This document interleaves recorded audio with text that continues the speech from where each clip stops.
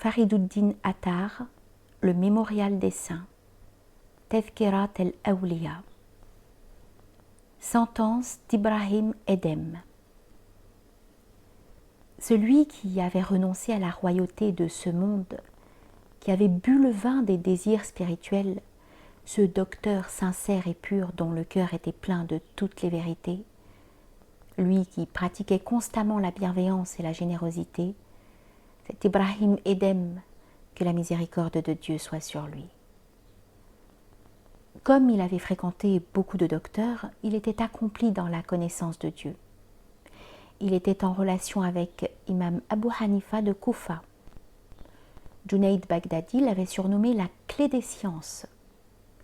On raconte qu'Abu Hanifa disait « Ibrahim vaut mieux que nous ». « Et en quoi vaut-il mieux » lui demanda-t-on. « En cela », répondit-il, « en cela que lui est toujours occupé au service du Seigneur Très-Haut, tandis que nous autres, nous nous adonnons à des œuvres étrangères à son service. » Il avait commencé par occuper le rang de Padisha dans la ville de Balkh et les richesses de beaucoup de principautés affluaient chez lui. Une nuit qu'il était couché, il entendit soudain sur le toit de son palais un bruit de pas. « Qui es-tu » s'écria-t-il. « Toi qui marches sur ce toit ?» Il entendit qu'on lui répondait « J'ai perdu un chameau et je suis à sa recherche sur ce toit. »« Mais sot que tu es ! Tu as donc perdu la raison pour aller chercher un chameau sur un toit ?»« Et toi donc, homme imprévoyant, lui répondit soudain une voix. C'est couché sur un trône d'or que tu cherches le Seigneur Très-Haut. Voilà qui est bien plus étrange que de chercher ce chameau sur le toit. » À ces paroles, la crainte envahit le cœur d'Ibrahim, qui se leva et s'adonna aux exercices de piété jusqu'au premier rayon de l'aurore. Le lendemain matin, il s'assit sur son trône, autour duquel se placèrent, chacun à son rang, comme il le faisait chaque jour, tous les grands de son royaume et ses gardes. Tout à coup, Ibrahim aperçut au milieu de la foule un personnage majestueux et de haute taille qui s'avançait sans être visible pour les huissiers et les gardes. Lorsqu'il fut arrivé près d'Ibrahim, celui-ci lui demanda « Qui es-tu ? Et que viens-tu chercher ici ?»« Je suis étranger, répondit-il, et je viens descendre dans cette hôtellerie. »« Mais ce n'est pas une hôtellerie, observa Ibrahim, c'est ma propre maison. »« À qui appartenait-elle avant toi ? » ?»« À mon père. »« Et avant ton père, à qui était-elle ? » ?»« À mon grand-père. »« Et tes ancêtres, où sont-ils maintenant ? » ?»« Ils sont morts. » »« Eh bien, n'est-ce pas une hôtellerie que cette maison où ceux qui s'en vont sont remplacés par ceux qui arrivent ? Et après avoir ainsi parlé, il se retira. Ibrahim, se levant, courut après ce personnage et lui dit « Arrête, au nom du Seigneur Très-Haut !» Lui s'arrêta. « Qui es-tu » lui demanda Ibrahim. « Toi qui as allumé le feu dans mon âme ?»« Je suis Khizr, ô Ibrahim. Il est temps de t'éveiller. » Et il disparut. Ibrahim, pénétré de douleur, rentra en lui-même et son cœur se dégoûta de ce bas monde. Le lendemain matin, étant monté à cheval pour aller à la chasse, il entendait de tous les côtés des voix qui lui disaient « Ô Ibrahim, éveille-toi avant qu'on t'éveille avec la mort. » Soudain parut une antilope au milieu des chasseurs. Lui se lança à sa poursuite et par ordre de Dieu disparut du milieu du cortège qui l'accompagnait. Alors l'antilope, adressant la parole à Ibrahim, lui dit « Ô Ibrahim, éveille-toi, tâche de comprendre pourquoi Dieu t'a créé. Au lieu de me frapper, va, frappe-toi toi-même. » Ibrahim détourna son visage de cette antilope, mais il entendait des voix qui s'adressaient à lui de son carquois, de sa selle, de ses habits, et en même temps une clarté mystérieuse se levait dans son cœur. Par un effet de la toute puissance divine, les portes du ciel s'ouvrirent devant lui, et la lumière de la science spirituelle se montra dans son âme. Alors il se mit à pleurer si abondamment que ses habits et son carquois en furent tout mouillés. À ce moment, il vit au pied d'une montagne un troupeau de moutons et un berger couvert d'un vêtement de feutre, portant sur sa tête un bonnet qui était aussi de feutre. « À qui appartiennent ces moutons ?» demanda Ibrahim. « À vous-même, » répondit le berger. Aussitôt, Ibrahim fit présent de ses moutons au berger, qu'il gratifia aussi de son cheval, de sa tunique, de son diadème enrichi de pierreries et de tout ce qu'il portait sur lui. Il lui prit en échange son grossier vêtement et son bonnet de feutre et les mit. Puis il partit à pied, et tous les anges le contemplaient et se disaient « Oh, la belle royauté qui brille maintenant aux yeux d'Ibrahim, lui qui a déposé le vêtement impur de ce bas monde et qui s'est revêtu d'une livrée glorieuse. » Pour lui, il parcourait à pied tout en pleurs les plaines et les montagnes. Un jour, il arriva à un pont. Un homme qui avait la vue faible le traversait lorsqu'il perdit l'équilibre et tomba. L'abîme était profond. Aussitôt, Ibrahim de s'écrier « Mon Dieu, prends cet homme sous ta sauvegarde !» Et en effet, il resta suspendu en l'air au milieu de sa chute. On accourut et on le recueillit tandis qu'on regardait Ibrahim avec stupeur. Pour lui, il continua son chemin dans la direction de Nishapur. Près de cette ville était une grotte où il demeura pendant 9 ans, toujours occupé à ses actes de dévotion. Tous les jeudis, il sortait de sa grotte et rapportait sur son dos une charge de bois qu'il vendait au bazar le vendredi. Du produit de cette vente, il achetait du pain dont il mangeait la moitié, donnant l'autre moitié en aumône. Puis après avoir fait la prière du vendredi, il retournait à la grotte où il reprenait ses exercices de piété. On raconte que durant l'hiver, un soir qu'il faisait très froid, Ibrahim, après avoir brisé la glace pour faire ses ablutions, avait prolongé ses prières jusqu'à minuit. Passé 7 heures, il gela si fort qu'il faillit périr de froid. « Ah !» lui vint-il à l'esprit.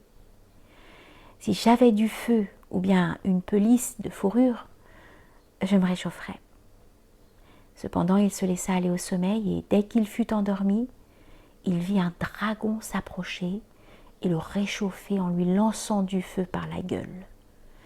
Épouvanté de ce spectacle, il s'écria « Mon Dieu, éloigne-moi ce dragon !» Et sur le champ, le dragon frotta sa tête contre terre en signe de respect et s'en alla. On raconte que lorsque le peuple eut compris tout ce que valait Ibrahim, celui-ci sortit de sa grotte et prit la direction de la Kaaba. Après son départ, Cheikh Boussaïd, fils de Boulkhair, étant venu visiter la grotte, dit « Dieu soit loué. Si cette grotte était pleine de musc, il n'en sortirait pas une odeur plus agréable, parce que c'est là qu'un vénérable personnage au cœur sincère a demeuré plusieurs jours, tout a donné aux actes de piété. » On raconte que lorsqu'Ibrahim entra dans le désert qui conduit à la Kaaba, un personnage vénérable vint à sa rencontre et lui enseigna à prononcer le grand nom de Dieu, en lui disant « Pense au Seigneur en prononçant ce nom. » Un autre jour, Khidr le rencontra et lui dit « Oh Ibrahim, c'était mon frère Elias, celui qui t'a enseigné le grand nom. » Puis, ils s'entretinrent ensemble et Ibrahim eut pour directeur Khidr, qui, par le commandement de Dieu, l'avait fait entrer dans cette voie spirituelle. Ibrahim dit « Lorsque je parvins au lieu nommé Dsat el-Haraq, je vis 70 personnages vêtus de haillons et tout souillés d'un sang rouge qui gisaient morts à terre. Un d'eux était encore en vie. « Que vous est-il arrivé ?» lui demanda Ibrahim. « Oh Ibrahim, répondit-il, ne va pas plus loin, car tu n'arriverais jamais, et n'approche pas, car tu serais perdu. Oh Ibrahim, Méfie-toi de cet ami qui tue les pèlerins comme s'ils étaient des infidèles du pays de Rome. Sache donc que nous étions une troupe de soufis, pleins de confiance. Nous avions posé le pied dans ce désert, après avoir pris l'engagement de ne rien admettre dans nos cœurs en dehors du Seigneur Très-Haut et de son amour, bien décidés à ne pas faire attention à tout autre qu'à lui. Lorsque nous arrivâmes à la Kaaba, Khidr se rencontra avec nous. Nous le saluâmes avec beaucoup de joie et en nous disant « Grâce soit rendue à Dieu de ce qu'un homme comme celui-là nous a rencontrés. » Bien sûr, nos peines n'auront pas été perdues. À notre retour, nous n'étions pas plutôt parvenus à cet endroit qu'une voix s'est fait entendre à nous. « Ô vous qui professez pour moi une fausse amitié! Est-ce là l'engagement que vous aviez pris, vous qui m'oubliez et qui donnez tous vos soins à un autre qu'à moi? Eh bien maintenant, tant que je ne vous aurai pas ravi l'existence, tant que je n'aurai pas versé votre sang, je n'entrerai pas en accord avec vous. » Et c'est ainsi qu'il a fait périr tous ses amis passionnés.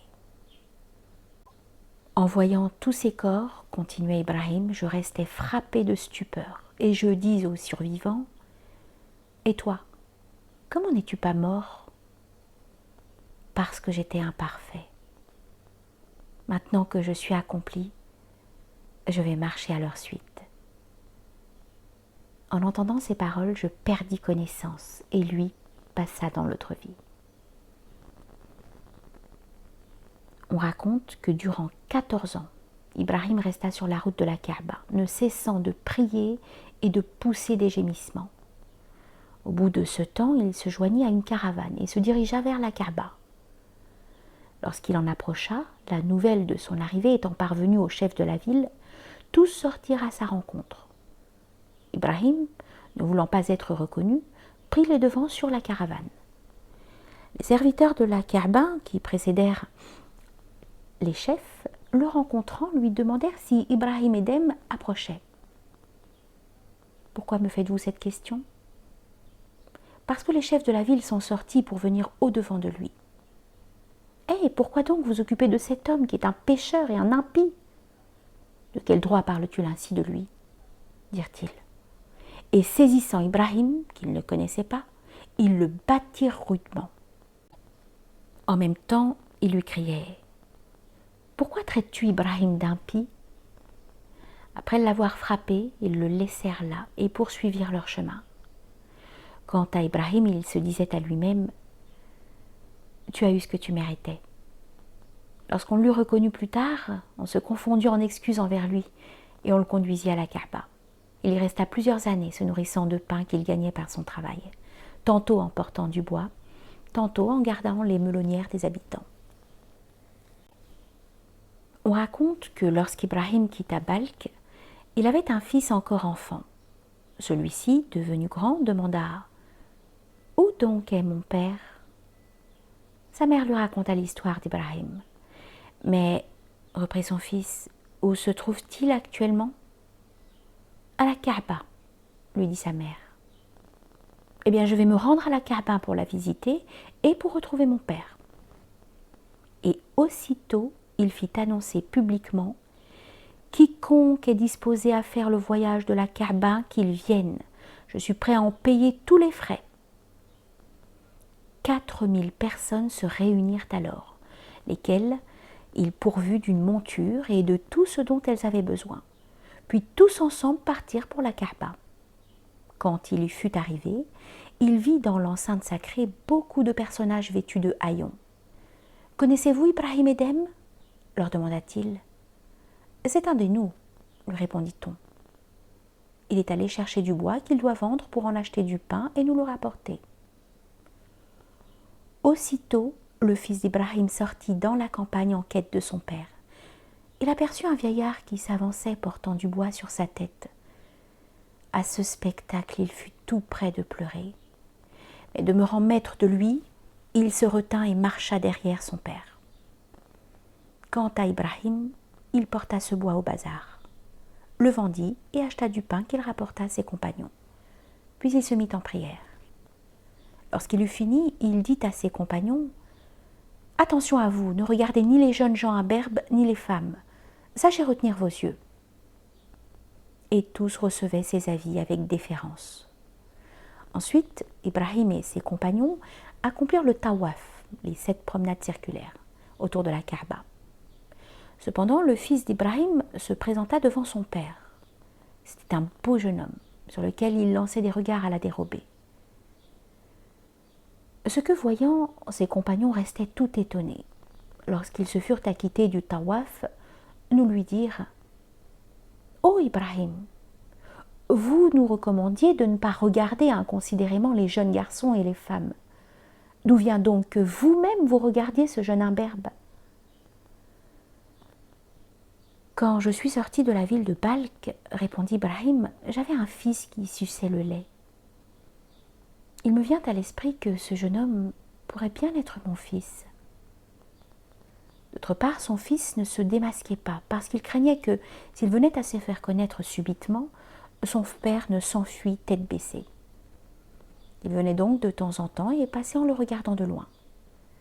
Le lendemain matin, un des compagnons d'Ibrahim se leva et se rendit à la tente de son fils. Il vit, assis sur un trône d'or, ce jeune homme qui récitait le Coran tout en pleurant. Le derviche étant avancé pour le saluer, il lui rendit le salut. « Qui êtes-vous » lui demanda le derviche. « D'où venez-vous ? De qui êtes-vous le fils ? »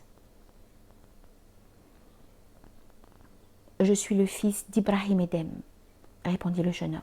« Et jamais auparavant, je n'avais pu voir mon père. Je crains que, si je me fais connaître à lui, il ne me repousse brusquement et ne s'enfuit tête baissée. »« Venez, » reprit le derviche, « je vais vous mener moi-même auprès d'Ibrahim. » Et sans plus tarder, la femme et le fils d'Ibrahim se joignirent au derviche pour aller le trouver. Sa femme ne l'eut pas plus tôt aperçu qu'elle poussa un cri et dit « Mon fils, voilà ton père !» Tous les assistants fondirent en larmes, tandis que le fils d'Ibrahim tomba sans connaissance. Quand il fut revenu à lui, il salua son père qui lui rendit le salut et le serrant dans ses bras lui dit « Ô mon fils, de quelle religion es-tu » ? « De la religion de Mohammed, » répondit celui-ci. « Dieu soit loué » s'écria une fois de plus Ibrahim. Puis il voulut les laisser et s'en aller, mais sa femme et son fils ne le permirent pas et se mirent à pleurer. Alors Ibrahim, levant les yeux au ciel, supplia « Mon Dieu, viens à mes cris » et sur le champ, son fils rendit l'âme. Les compagnons d'Ibrahim lui demandèrent « Que signifie tout cela ?» « Quand j'ai vu mon fils, répondit-il, ma tendresse pour lui s'est éveillée dans mon cœur. Aussitôt une voix s'est fait entendre. « Quoi donc, Ibrahim ? Tu prétends avoir de l'amitié pour nous et voilà que tu t'attaches à une autre personne ? Comment 2 amitiés pourraient-elles exister dans un même cœur ?» En entendant cette voix, j'ai invoqué le Seigneur. Mon Dieu, si mon amitié pour cet enfant doit m'éloigner de toi, prends son âme ou la mienne. Ma prière a été exaucée et il a pris l'âme de mon fils. On raconte qu'Ibrahim disait « Plusieurs nuits de suite, je cherchais l'occasion de trouver la Kaaba solitaire. Une nuit qu'il pleuvait très fort, je rencontrai enfin la solitude que je cherchais. J'entrai dans la Kaaba et élevant mon cœur vers Dieu, je lui dis « Mon Dieu, efface mes péchés. » Une voix se fit entendre. « Ô Ibrahim, les hommes du monde entier me demandent la même chose, mais si nous effacions les péchés de tous, à qui donc ferions-nous part de l'océan de nos miséricordes ?» On raconte qu'il disait encore « Mon Dieu, tu m'as donné à un tel point la faveur de t'aimer que les 7 paradis n'ont plus de valeur à mes yeux. Mon Dieu, éloigne de moi les ténèbres de l'ignorance et le vice, et fais que mon cœur s'adonne entièrement à l'adoration. Pourquoi, lui demandait-on, as-tu abandonné la royauté et ton royaume? Un jour, répondit-il, que j'étais assis sur mon trône, j'ai regardé un miroir. J'ai vu ma dernière demeure, qui était une tombe obscure où je n'avais personne pour me tenir compagnie. Le chemin pour aller vers l'autre monde était long et se prolongeait à l'infini, sans que j'eusse aucune provision pour le parcourir. Je vis encore un juge intègre qui m'interrogeait avec une telle rigueur que je ne trouvais rien de convenable à lui répondre. Voilà pourquoi la royauté et le royaume m'ont paru bien froids, et pourquoi j'ai tout abandonné. Mais pourquoi, lui demanda-t-on encore, as-tu fui le Khorassan? Parce qu'on ne cessait de me questionner sur ma situation. Mais d'où vient que tu ne prends pas de femme? Est-ce qu'il y aurait une femme qui voudrait épouser un mari comme moi, qui suis toujours affamée et nue? Si je le pouvais, je me répudierais moi-même. Comment pourrais-je donc attacher quelqu'un à ma personne? Une autre fois, Ibrahim demandait à un derviche: As-tu une femme et de petits-enfants? Non, répondit le derviche. Alors tout va bien pour toi. Et pourquoi parles-tu ainsi? Reprit le derviche. Parce que chaque fois qu'un derviche a pris une femme, il s'est trouvé dans la situation d'un passager sur un vaisseau. Mais quand il lui est né de petits-enfants, il a été comme celui qui se noie dans la mer.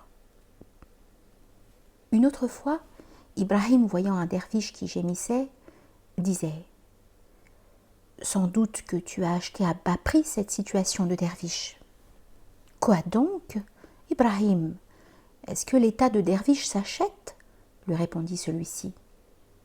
Certainement, répondit Ibrahim. Moi, par exemple, je l'ai acheté au prix de la royauté et je trouve que je l'ai payé bon marché. Un jour, quelqu'un apporta à Ibrahim Edhem une somme de 1000 pièces d'or qu'il avait fait vœu de lui offrir. Je ne reçois rien de celui qui est dans la misère, observa Ibrahim. Mais, dit l'autre, je suis un homme riche. Quoi? Reprit Ibrahim. Tu es si riche que cela et tu cherches à accroître encore ton avoir? Je le cherche en effet. Eh bien alors, tu es le plus misérable de tous les misérables. Et il ajouta: Écoute, moi, je ne possède rien, mais je ne demande rien à personne. Nous avons recherché la condition de derviche et nous avons trouvé la richesse. Les autres ont recherché la richesse et ont trouvé la pauvreté. Une autre personne apporta, pour la remettre à Ibrahim, une somme de 1000 pièces d'or qu'il refusa en disant: Tu veux sans doute au moyen de cet argent faire disparaître mon nom de l'assemblée des derviches? Il disait encore: Quiconque recherche les jouissances n'est pas un ami sincère. Il y a 3 occasions où il faut garder vos cœurs de toute pensée étrangère. Quand vous récitez le Coran, quand vous prononcez le nom de Dieu, quand vous faites la prière. Ce que distingue l'homme initié, c'est qu'ayant toujours la mention du Seigneur Très-Haut à la bouche, il invoque le témoignage de sa parole auguste. Qu'étant continuellement adonné aux exercices de piété, il ne cesse de contempler les manifestations de la puissance divine. Il disait encore: Je vis gravé sur une pierre. Ô toi qui ne conformes pas ta conduite aux enseignements que tu as reçus, quel fruit espères-tu tirer des choses dont tu ne connais pas l'usage? Tout ce qui aujourd'hui te semble le plus pénible aura demain sa récompense d'autant plus grande. On reconnaît l'homme initié à 3 signes distinctifs. Quand bien même on lui donnerait la pleine possession de tout ce bas monde, il ne devrait pas s'en réjouir si c'était en échange de la félicité de l'autre monde. Deuxièmement, Si, se trouvant en pleine jouissance des deux mondes, on venait à l'en dépouiller, il n'en éprouverait pas un atome de contrariété.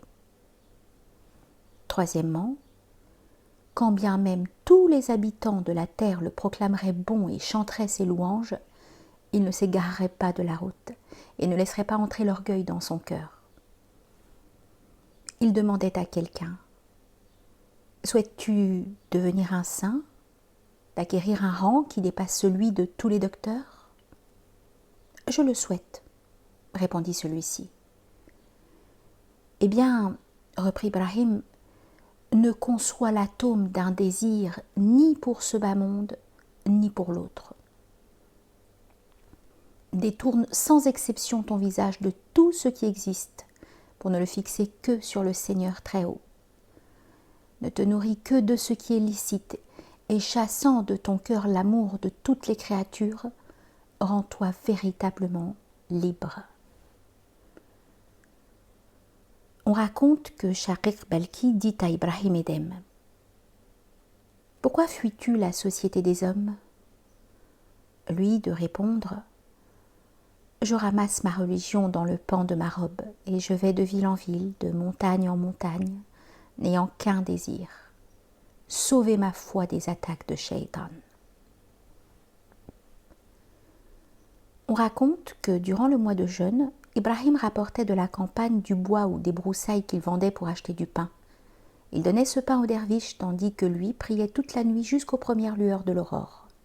« Pourquoi ne dors-tu pas ?» lui disaient ses compagnons.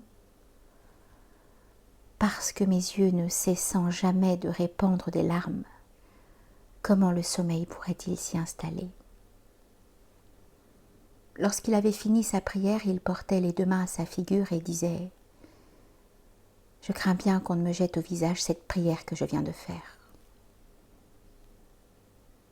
On raconte qu'un jour, Ibrahim Edhem ne put rien se procurer pour rompre le jeûne.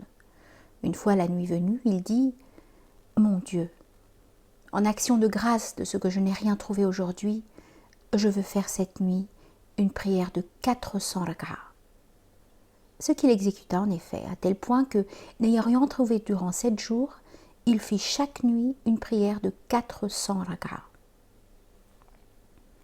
Le 8e jour, comme il se sentait faiblir, un jeune homme se présenta devant lui et dit: « Ô derviche, as-tu besoin de nourriture ?»« Oui, j'en ai besoin. »« Alors viens, allons chez moi. » Et il le conduisit dans sa maison.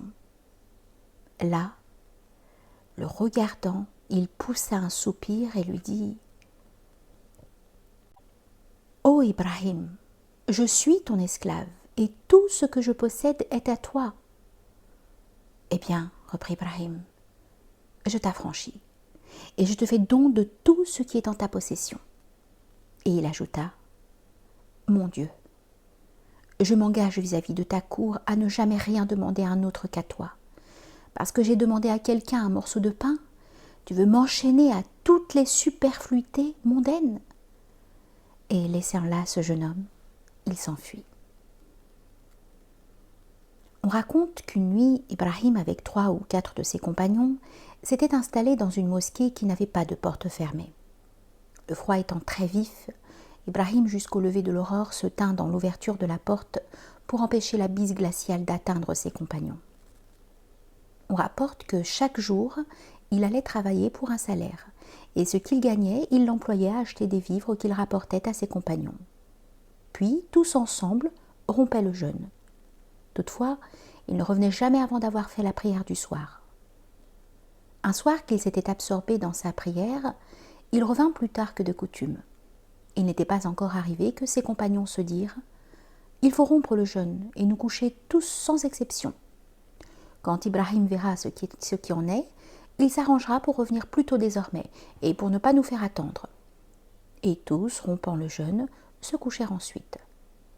Cependant, Ibrahim arriva et, les voyant couchés, il se dit: « Peut-être n'ayant rien trouvé, se sont-ils couchés tout affamés ?» Il avait apporté avec lui un peu de farine qu'il convertit en pâte, puis posant sur la terre sa barbe blanche, il soufflait pour allumer le feu et faire cuire le souper de ses compagnons. Ceux-ci, se levant, lui dirent « Que fais-tu donc, Ibrahim ?»« Je veux faire cuire quelque chose pour vous, car il m'est venu à l'esprit que peut-être vous vous étiez couché sans avoir rien pris. » Ceux-ci se regardèrent en disant « Voyez un peu. » Tandis que nous complotions contre lui, de quoi il s'occupait en pensant à nous. Quand il formait une liaison avec quelqu'un, il lui posait ces 3 conditions. C'est moi qui ferai le service. C'est moi qui appellerai à la prière. Quelque chose que le Seigneur Très-Haut nous donne, nous le partagerons également. Une personne qui avait vécu quelque temps en communauté avec Ibrahim se sépara ensuite de lui et dit au moment de partir « Oh Ibrahim, indique-moi quel défaut tu as remarqué en moi parce que je veux m'en corriger. » « Je te voyais avec les yeux de l'amitié, répondit Ibrahim. Si tu avais des défauts, je ne les ai pas vus. Va poser la question à d'autres. » Un jour, un homme qui avait des enfants en bas âge s'en retournait chez lui tout soucieux. À l'heure de la prière du soir, parce qu'il n'avait rien à leur donner. Tout en marchant, il réfléchissait. Que pourrais-je bien dire à mes enfants quand j'arriverai à la maison ? Comme il avait aperçu Ibrahim Edhem assis tranquillement, « Tu es bien heureux, Ibrahim, lui dit-il, toi qui te reposes à l'abri de tout souci. » Eh bien, répondit Ibrahim, je te fais don de tout ce que j'ai gagné aujourd'hui par mes prières et mes bonnes œuvres, à condition que tu m'abandonneras en retour ces soucis qui t'assiègent. On raconte qu'un personnage appelé Muhtashim demanda à Ibrahim « Quel métier pratiques-tu » ?« Mon occupation, répondit Ibrahim, consiste à laisser ce monde à ceux qui le recherchent et l'autre monde à ceux qui l'aiment, tandis que j'ai choisi pour moi-même dans ce monde l'honneur de chanter les louanges du Seigneur très haut, et dans l'autre monde le privilège de contempler sa face. » Une autre personne, ayant demandé à Ibrahim quel métier il savait, celui-ci répondit « Ignores-tu donc que ceux qui se consacrent au service du Seigneur Très-Haut n'ont pas besoin d'exercer un métier ?» On raconte que quelqu'un apostropha Ibrahim en ces termes. « Ô avare !»« Eh quoi ?» dit celui-ci, « moi qui ai donné la royauté en échange de la condition de derviche, je serai un avare ?» Un autre jour, un barbier arrangeait avec des ciseaux les moustaches d'Ibrahim. Un de ses disciples passait par là. Ibrahim lui dit « As-tu quelque monnaie à donner pour moi au barbier ?» Le disciple donna une bourse pleine d'or. En ce moment vint un derviche qui demanda l'aumône au barbier. Celui-ci donna la bourse au derviche. Alors Ibrahim de s'écrier « Hé barbier, cette bourse est pleine d'or !»« Je le sais bien, ladre, » répondit le barbier. Ibrahim de répéter une seconde fois « C'est de l'or !» et le barbier de répondre « Je le sais bien, ladre !» et le derviche qui prend la bourse le sait bien aussi. Pour moi, racontait Ibrahim, je fus couvert de confusion. On demandait à Ibrahim « Depuis que tu es entré dans cette voie, as-tu jamais été joyeux ?»« Mais oui, et plusieurs fois, répondit-il. Un jour, par exemple, je m'étais embarqué avec une troupe de gens et nous voguions sur le fleuve. Dans notre bateau se trouvait un mauvais plaisant. Mes cheveux étaient devenus très longs et je portais un vêtement tout déchiré, de sorte que personne ne m'avait reconnu et que tous me riaient au nez. À chaque instant, ce mauvais plaisant s'approchait de moi, me tirait les cheveux et les arrachait en m'appliquant des tapes sur le cou. En voyant le degré de mépris où j'étais tombée, j'éprouvais un vif sentiment de joie. Soudain, les eaux du fleuve s'agitèrent fortement et les vagues commencèrent à battre à notre embarcation.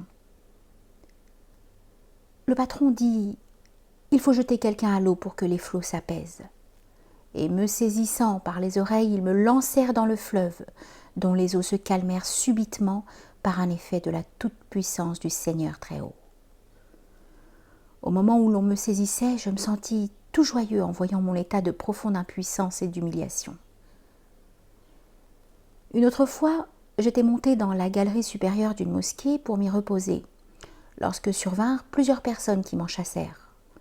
Comme je ne pouvais me lever vite par suite de mon état de faiblesse et de fatigue, on me saisit, on me traîna de force et l'on me jeta en bas de l'escalier de la mosquée que je descendis en roulant. À mesure que ma tête touchait une marche, elle s'y fendait quelque part.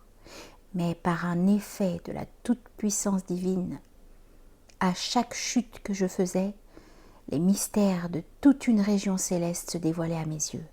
Et je me disais dans mon cœur, plût à Dieu qu'il eût encore plus de marche. Et j'étais dans le ravissement.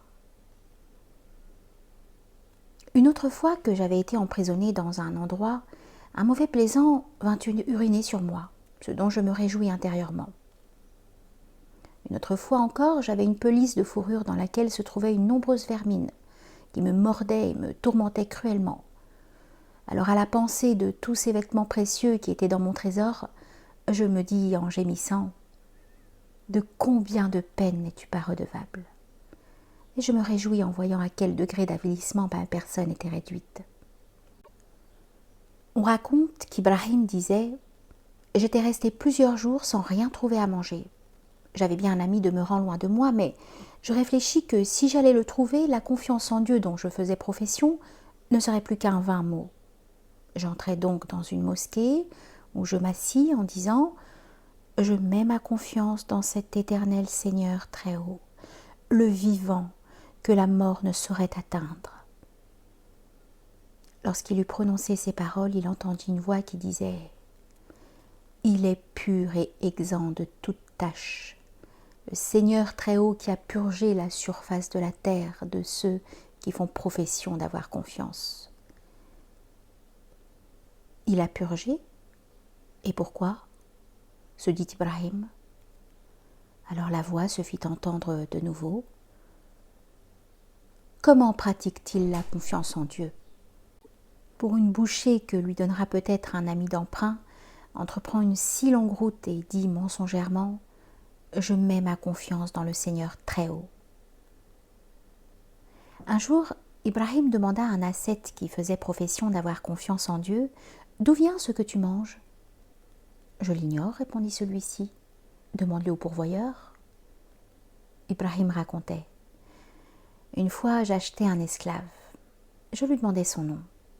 « Celui que tu me donneras, répondit-il. »« Que mangeras-tu ?»« Ce que tu me fourniras. »« Quels vêtements porteras-tu ?»« Tout ce que tu me feras porter. »« Que feras-tu ?»« Ce que tu m'ordonneras de faire. »« Que désires-tu ?» Il n'appartient pas à un esclave d'avoir des désirs à lui. Lorsque j'entendis ces paroles, je me dis en moi-même, apprends de cet esclave à pratiquer la servitude. Et pleurant abondamment, je perdis connaissance. Puis je donnai la liberté à l'esclave. Ibrahim ne s'asseyait jamais les jambes croisées. Un jour, racontait-il que je m'étais assis les jambes croisées, j'entendis tout à coup une voix qui me disait « Ô Ibrahim, les esclaves doivent-ils s'asseoir de cette manière en présence du Seigneur très haut ?» Aussitôt je rentrai en moi-même et m'assis tout droit, sans croiser les jambes, appuyé sur les genoux.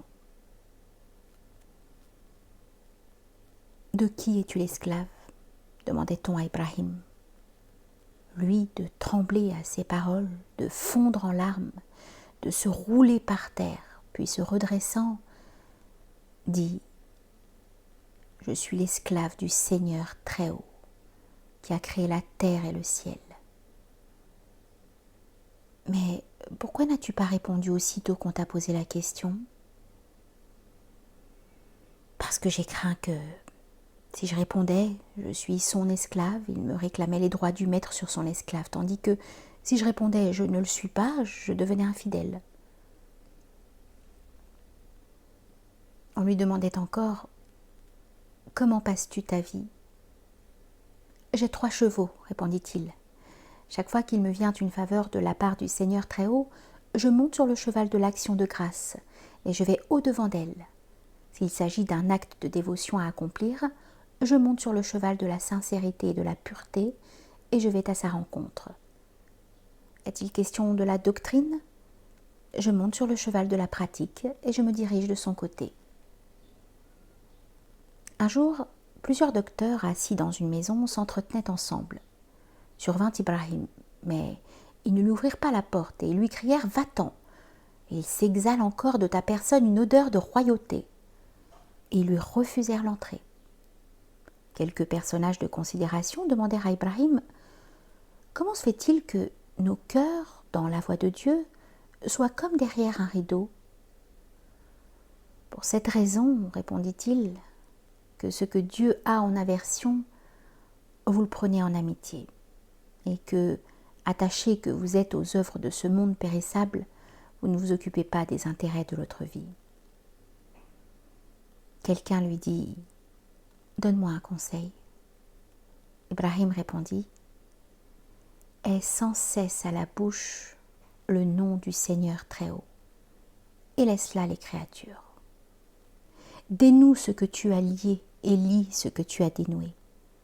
Voilà des paroles que je ne comprends pas, » fit observer cet homme. Et Ibrahim de reprendre. « Dénoue ta bourse que tu as liée et lis ta langue que tu as dénouée. »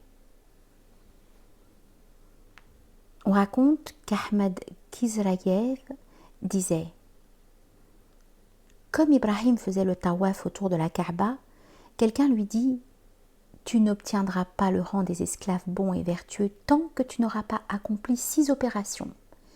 La première, ferme devant toi la porte des jouissances et ne laisse ouverte que celle des souffrances. La deuxième, enchaîne pour toi la richesse et lâche les freins à la pauvreté. La troisième, comprime en toi les aspirations à un avenir lointain et ouvre-toi la porte qui donne sur la mort. La quatrième, interdis-toi le sommeil et donne toute franchise sur toi à la veille.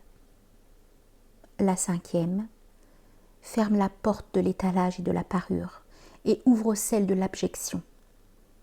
Et la sixième, ferme devant toi la porte de l'amour des créatures et laisse toute grande ouverte celle de l'amour du Seigneur Très-Haut, qui à la fin arrivera à tes cris de détresse. On raconte que quelqu'un étant venu trouver Ibrahim lui dit « Oh Ibrahim, je me suis fait à moi-même beaucoup de mal. Donne-moi un conseil. » Écoute donc mon conseil et fais 6 choses.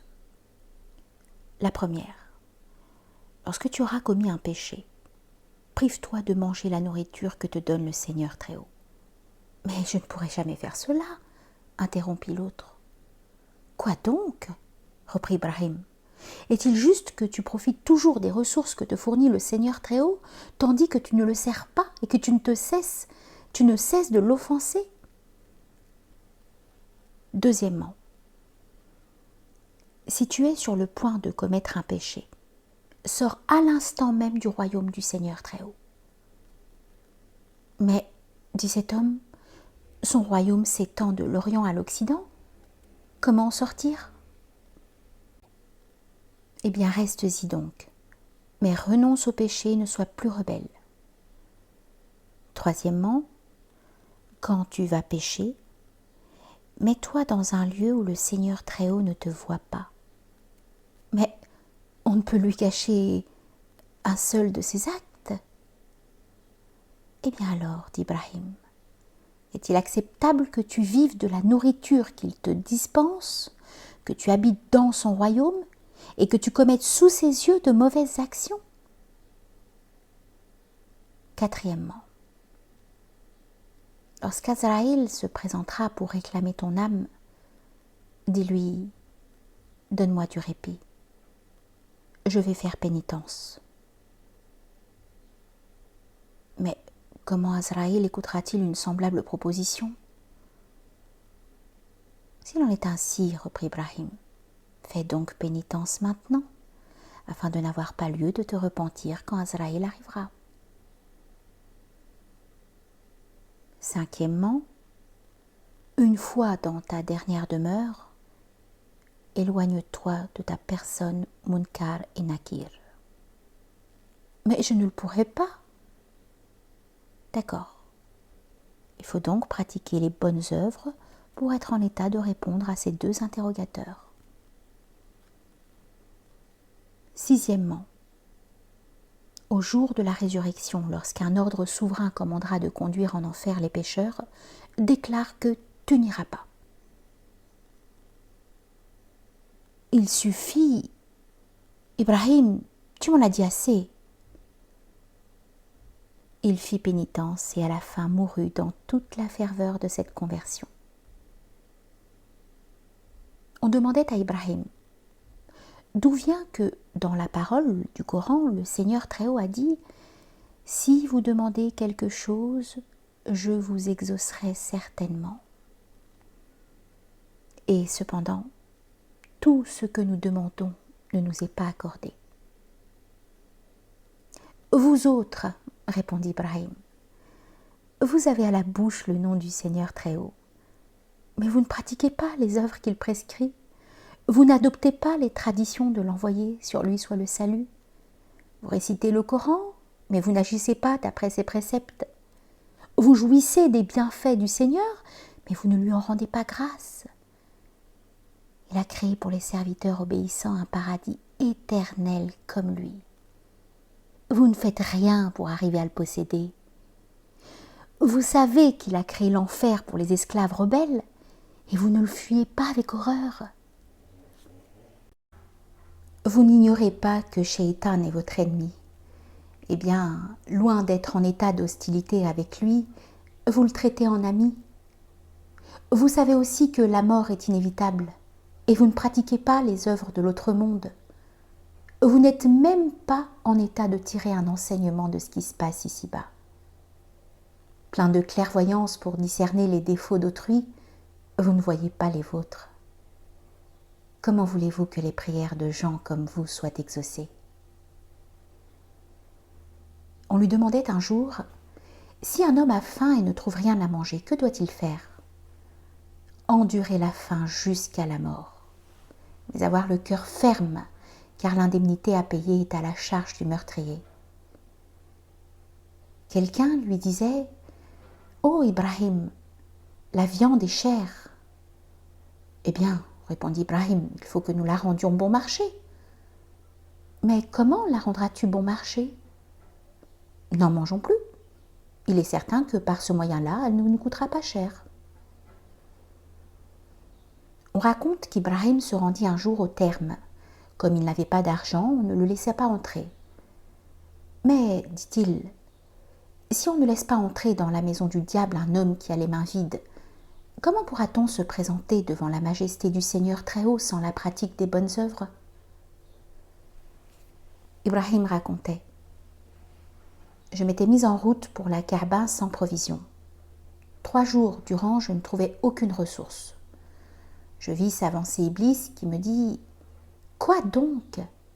Ibrahim, tu as abandonné la royauté et tant de jouissances, et voilà que tu te rends à la Kaaba sans provision. » Mon Dieu, m'écriai-je alors, c'est avec pleine confiance en toi que je marchais sur cette route, et voilà que tu m'envoies cet ennemi. Alors, une voix se fit entendre. « Ô Ibrahim, tire de ta poche ce qui est renfermé et jette-le. De notre côté, nous nous engageons à te fournir les ressources du monde invisible. » Je mis donc la main à ma poche, et il s'y trouvait 4 pièces d'argent que j'avais oubliées. Je les en retirai et les jetai à terre. Ce que voyant, Iblis s'enfuit loin de moi, et par un effet de la puissance du Seigneur Très-Haut, je vis tout à coup apparaître de quoi manger. On raconte qu'Ibrahim disait « Un jour, j'étais allé glaner. À mesure que je remplissais d'épis le pan de ma robe, on me les retirait violemment et l'on me chargeait d'injures. 40 fois de suite, je remplis le pan de ma robe. Autant de fois, on m'enleva tout ce que j'avais ramassé. Que signifie cela? Oh mon Dieu, m'écriai-je, et une voix se fit entendre à moi. Ô Ibrahim, Au temps de ta royauté, tu marchais précédé de 40 boucliers d'or rouge. Il a bien fallu que nous te donnions cette avarie comme compensation de luxe, les 40 boucliers d'or. On raconte qu'une fois, quelqu'un confia à Ibrahim la garde de son verger. Un jour, le propriétaire de ce verger était venu lui rendre visite et dit à Ibrahim de lui apporter des grenades douces. Ibrahim alla et rapporta les grenades les plus grosses qu'il put rencontrer, mais elles se trouvèrent aigres. « Quoi donc ?» dit le propriétaire. « Depuis si longtemps que tu manges des grenades dans ce verger, tu ne sais pas distinguer celles qui sont amères de celles qui sont douces ?»« Mais, répondit Ibrahim, tu m'as chargé de surveiller ce verger et non pas d'en manger les grenades. »« Alors, reprit l'autre, à en juger par l'austérité de ta vie, tu dois être Ibrahim Edhem. » Celui-ci, voyant qu'on allait le reconnaître, sortit de ce verger et s'en alla. Ibrahim racontait. Une nuit, je vis en songe Djibril, qui s'avançait, un morceau de papier à la main. « Où vas-tu donc ?» lui demandai-je. « Je viens inscrire sur cette feuille les noms des amis du Seigneur Très-Haut. »« Y inscriras-tu mon nom ?»« Mais tu n'es pas au nombre des amis. »« Si je ne suis pas au nombre des amis, du moins suis-je l'ami des amis. » Aussitôt une voix se fit entendre. « Ô Djibril, inscris au premier rang le nom d'Ibrahim, car quiconque aime nos amis est aussi notre ami. » Ibrahim racontait encore. Un soir, m'étant rendu à la mosquée de Jérusalem, je m'y couchai, après m'être roulé dans une natte, parce que ceux qui étaient chargés de l'entretien de la mosquée n'y souffraient personne, une fois la nuit venue. À minuit, la porte s'ouvrit. Je vis entrer un vieillard et ses 40 compagnons, tous vêtus d'une étoffe grossière. Le vieillard, ayant fait une prière de 2 rak'a, s'assit sur le mihrab.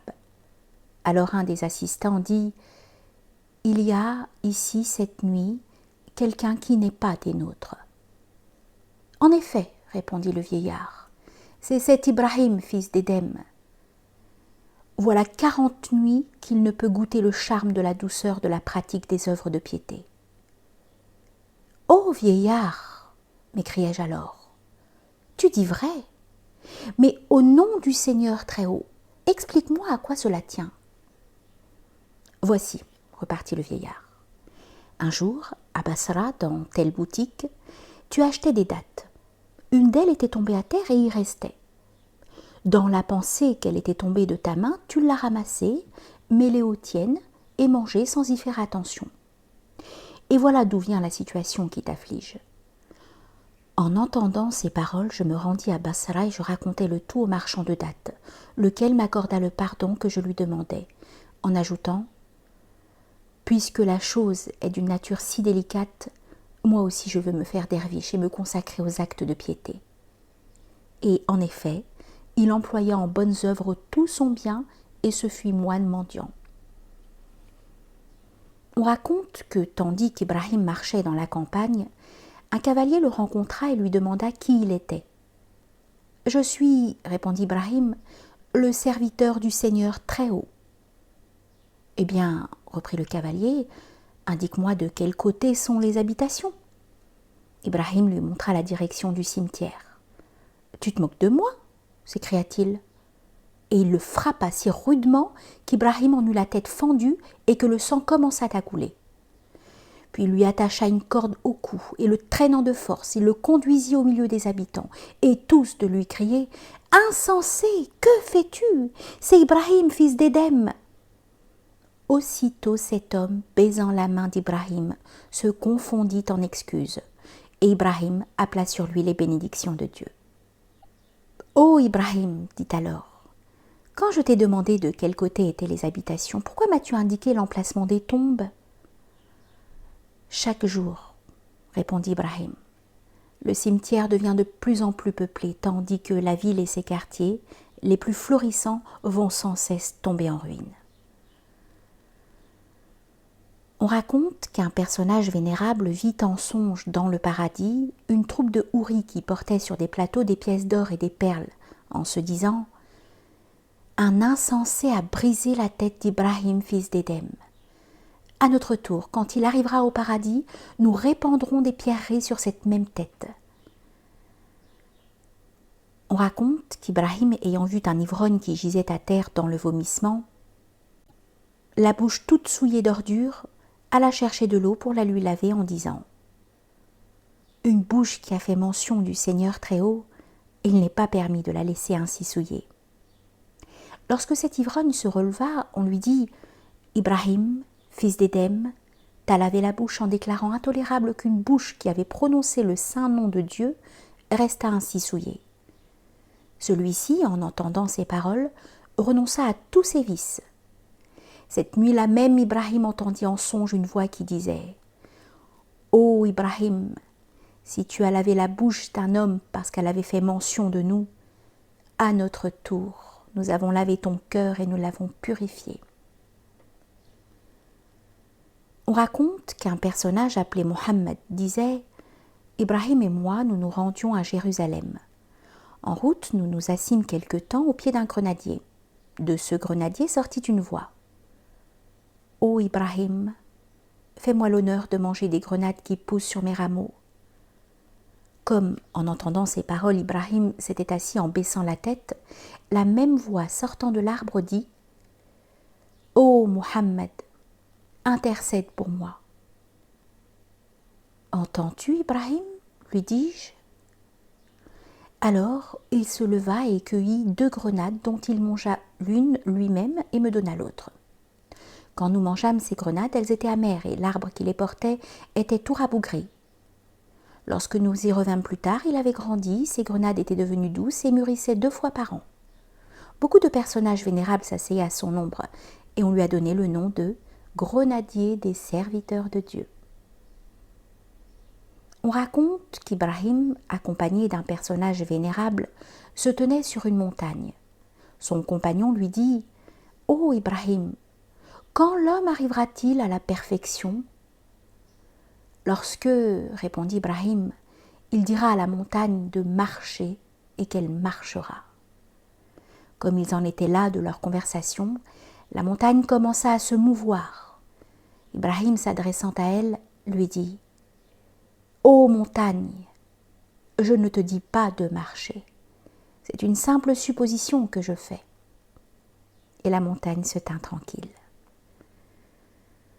On raconte qu'un personnage appelé Redja disait « Nous étions, Ibrahim et moi, sur un bateau.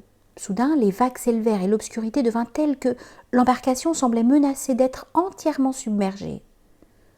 En ce moment critique, une voix se fit entendre. « Ô homme, ne craignez rien, car Ibrahim, fils d'Édem, est avec vous. » En même temps, le vent se calma, le temps s'éclaircit et les flots s'apaisèrent.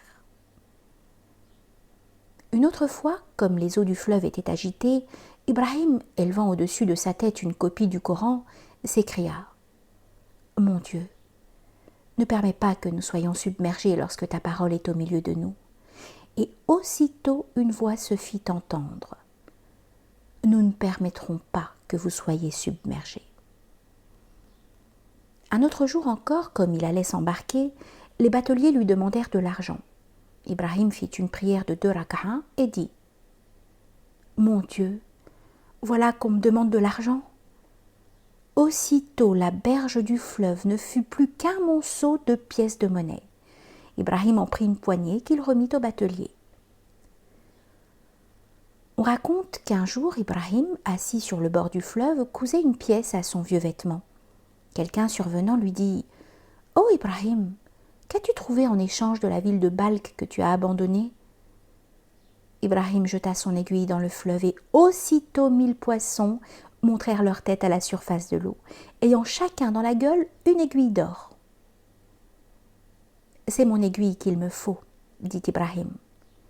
Alors un petit poisson s'avança et lui rapporta son aiguille. « Depuis que j'ai laissé la ville de Balk, dit celui-ci, j'ai trouvé en échange plusieurs choses. Tu viens d'en voir une. Quant aux autres, tu ne saurais les reconnaître. On raconte encore qu'un jour Ibrahim descendit un seau dans le puits pour tirer de l'eau. Quand il le remonta, le seau était plein d'or. Il répandit cet or à terre et redescendit le seau, qui remonta cette fois plein d'argent. Il jeta cet argent et redescendit encore le seau, qui se trouva rempli de perles. « Mon Dieu, dit Ibrahim, veux-tu donc me montrer tous tes trésors ? Je n'ignore pas que, par un effet de ta toute-puissance, tu peux créer en un instant 100 000 trésors. Mais je ne serai pas ébloui par la vue de tant de richesses. Donne-moi de l'eau que je puisse me purifier. » Alors il redescendit le seau et l'en retira plein d'eau. On raconte qu'Ibrahim se rendait à la Kaaba. Ses compagnons lui dirent « Nous n'avons pas de vivres. »« Camarades, leur répondit Ibrahim, ayez confiance dans le Seigneur très haut. » Et comme ils regardaient, ils virent que la campagne et le désert regorgeaient d'or et d'argent. Ensuite, ils arrivèrent tous ensemble à la porte d'un vieux château, et s'y trouvait entassé beaucoup de bois à brûler, et les compagnons d'Ibrahim dirent « Il faut passer la nuit ici. » Ils s'y installèrent donc pour la nuit, et jetant dans le feu des morceaux de bois, ils se chauffaient tout en mangeant leur pain sec. « Plût à Dieu, dit un derviche, que nous eussions de la viande d'un usage licite. Nous la ferions cuire à la broche sur ce feu pour nous en régaler. » Mais, fit observer Ibrahim, le Seigneur très haut peut, s'il le veut, nous donner de la viande à cette heure même. Et il se leva de sa personne pour faire sa prière. Soudain, un rugissement s'étant fait entendre, ils virent un lion qui poussait devant lui un onagre. Cet onagre étant arrivé à leur portée, ils s'en saisirent, le tuèrent et se mirent à manger des brochettes de sa chair, tandis que le lion, assis tranquillement, de loin les regardait faire. On raconte que lorsque la dernière heure d'Ibrahim fut arrivée, il disparut à tous les regards sans que personne ait jamais pu savoir au juste où se trouve son tombeau. Les uns disent que c'est à Bagdad, les autres assurent que c'est à Damas, d'autres encore soutiennent que c'est dans la ville de Lot. Mais la vérité est qu'on n'en connaît pas au juste l'emplacement. Lorsqu'Ibrahim fut trépassé, on entendit une voix qui criait de manière à retentir sur toute la terre. « Il est mort l'homme de confiance par excellence. » Et ensuite, « Il est trépassé, Ibrahim, fils d'Édem. »